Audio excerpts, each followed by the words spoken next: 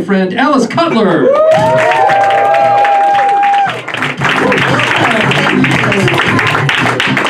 Thank you. Hey guys, so, hi, I like that you respond to that, hi. Okay, not to brag or anything, but I went to this, like, fancy East Coast school and then got an expensive degree and used it to do stand-up. Yeah. As one does, I think I was the only one who did that, because everyone else at my school went and, like, got more fancy degrees. They all went and got, like, a JD or an MD or a PhD. What are those things with a D at the end? I didn't get one of those Ds. I got a different D. I got HPV. You all do too, clearly. You're laughing way too hard.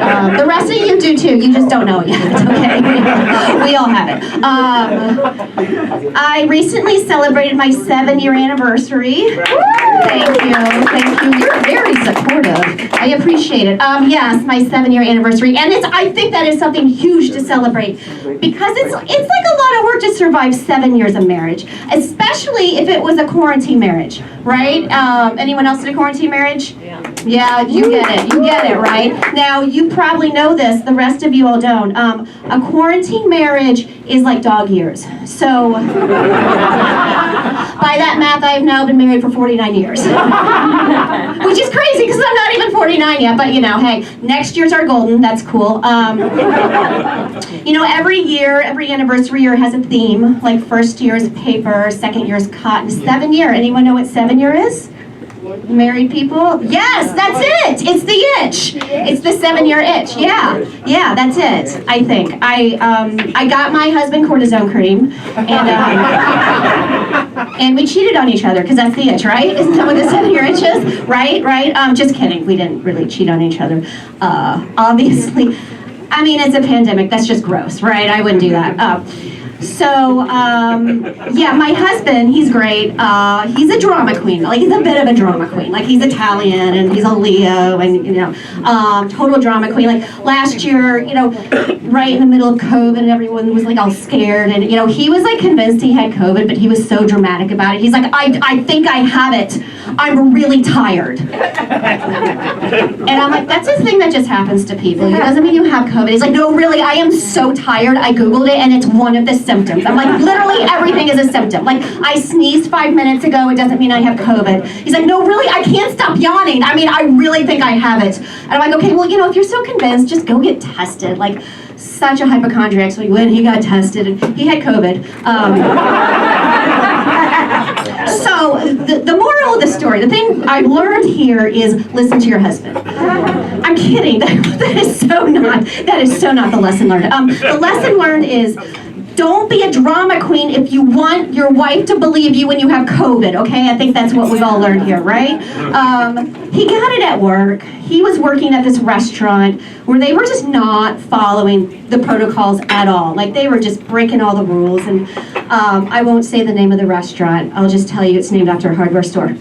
And that's all. And it's in West Hollywood. But I won't out them.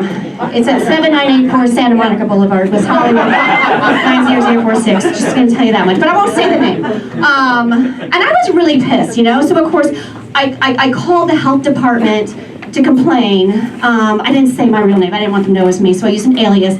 Obviously, I said my name was Karen. And I think that worked. In my 40s, and no one claps for that. That's exactly the response. No,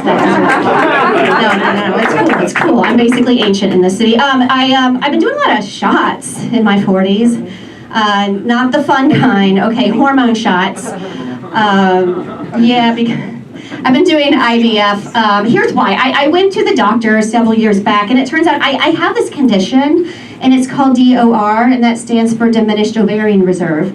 And that's due to another condition I have called OAF, and that stands for old as fuck. So, but on the bright side, folks, there is a bright side to this. I will not be a handmaid. Anyone else watching that Hulu documentary, or just me? No? Okay.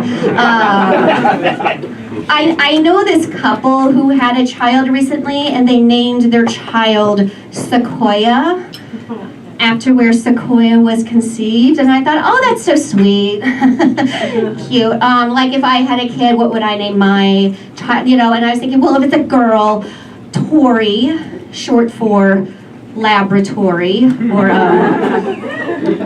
you know, my husband's Italian, so something that sounds a bit more Italian, like in vitro, or just Ivy, right?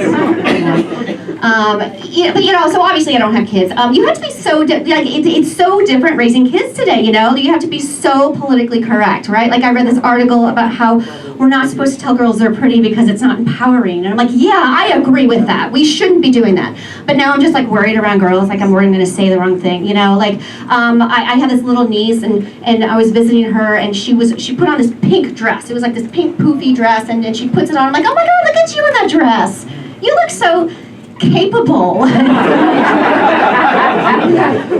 wow, like the skirt, when you twirl around in the skirt, makes you look like you have great leadership skills. And, oh my God, and the big bow in the back, it's like you're an astrophysicist, yeah. So like, you know, I'm just worried I'm gonna slip and say the wrong thing to a girl, tell her she's pretty, she loses all sense of self-worth, she drops out of high school, it's a whole, so like, if you want to empower a girl, don't tell her she's pretty. Tell her she's prettier than all of her friends. No one told me, and I got HPV, so here we are. Anyone here go to the Alanis Morissette concert? No one? It's not that crowd. Okay, whatever. It's cool. I'm still going to tell the joke. I have beef with Alanis Morissette because she wrote this song, Ironic. Do we know this song? We know this song, yes, right? Okay, of course. All right. And she just misuses the word, okay? And so I just want to make it clear. Irony is when the literal meaning of something is the opposite of the figurative meaning, okay? But people misuse it all the time. Like I used to work in this bar called Library Bar. And one night this woman comes up to me and she goes, oh my God, we're in the library bar and my boyfriend's a librarian. That's so ironic. I'm like, no, that's not. That's coincidence. Irony would be the girlfriend of a librarian not knowing what the word irony means. Like she was irony. Isn't it ironic? I know. So Alanis Morissette ruined this back in 1995 when she wrote that song, Isn't It Ironic, about like all these things that are not ironic at all. You know, like it's like rain on your wedding day. Isn't it ironic? No, that's not. That just sucks. Okay, like that's all that is.